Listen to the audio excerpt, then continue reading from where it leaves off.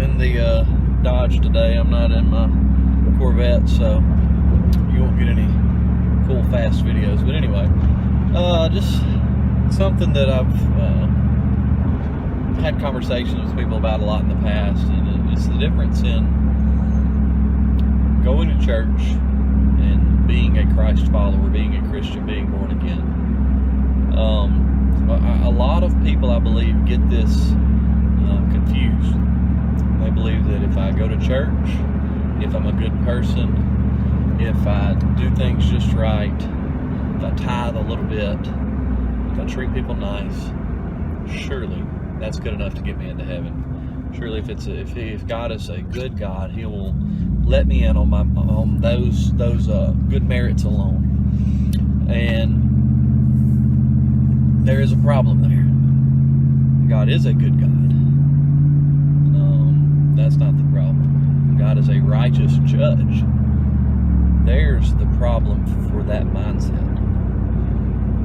If I'm a good person, I treat people nice, I do the right things most of the time, but I go out and take a hatchet and chop somebody up, what's probably going to happen to me? Okay, a good judge, good jury of imperfect humans are probably going to convict me, and at the very least, hopefully they would send me away to prison for the rest of my life. I might even find the death penalty. So how much more would a perfect God, who is a righteous judge, have to punish sin? If He is holy and He can have nothing to do with sin, He has to punish. There has to be payment for that sin, one way or another. And that payment came in the form of Jesus Christ. Now, those that say, well, I'll go to church, that's got to be good enough. That makes me a Christian, right? I said that prayer one time. That's it, right?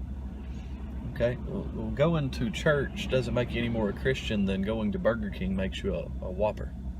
Okay, true acceptance of Christ is more than that. True following of Jesus is more than that. And an example I like to use is accepting a gift, because it's called the gift of salvation, right? So I've got this gift in my hand. We're gonna pretend that we're gonna use this envelope. Okay, this is a gift full of money. Currently, it's mine. I've got it. And God, the same way. Currently, it's His gift. He gave Jesus Christ. It's not yours yet, unless you've accepted it. So until He reaches out and hands it to you, until you reach your hand out and take it from Him, until you reach out and say, yes, I want Jesus. Sorry, we got a little interrupted there, but until you reach out and you say that I want this salvation that's provided through the Son of God who died for me, He's that payment. He's the payment that I said is required. There's always a payment required. If He is a righteous judge, if He is a holy God, payment is required for sin, and Jesus said, I'm it. I am the way, the truth, and the life. No man comes to the Father except by me. It's through Him. It's through His blood. He is the payment. Perfect, sinless. And until you accept that, until you turn your life over and you give up control, okay, and for a lot of people that's a terrible concept, to give up control. But when you give up your life to Christ, He makes you that new creation. He puts you a new heart. You have new desires. People that don't believe in God will never understand it until they come to that knowledge. You will never understand it until you accept Christ. But once you've done that, you know what it means. Those of you that are followers, you know what it means. You know what that new heart's about. You know what the new desires are about. Are we perfect? No. Do people think we should be perfect? Obviously. But we're not. We're still fallible human. And that's okay. That's the beauty of it. It's called grace. Grace is not...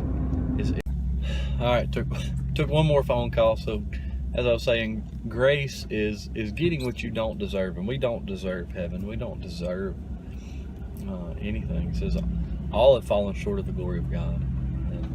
And that's everybody. This is all. And There's no way for us to attain His glory on our own. There's no way to work your way there. There's no way to make it happen on your own without the grace that is in Jesus Christ. And accepting that and reaching out and taking hold of that, that's the difference in a Christ follower and a church goer. Somebody that goes to church is no more a Christian than you become a Big Mac walking into McDonald's. Somebody has actually accepted Christ and is following Him and His teachings and has that new heart and is that new creation. That's the difference. So, just something I had on my mind a little bit to put out there. So if you guys have any questions, throw them in the comments. If you got anything else, leave it down there, and I'll try to get back to you. Well, I guess that's it. So, y'all have a great day. God bless.